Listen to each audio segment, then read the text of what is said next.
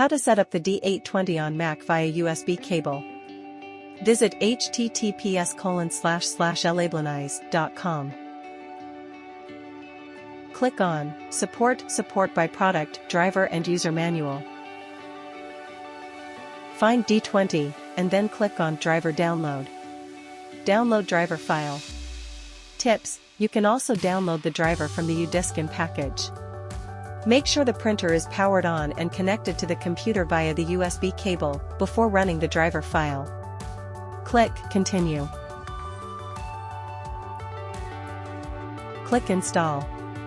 Enter your password to install. Click Close after installation. Open System Preferences and click Printers and Scanners.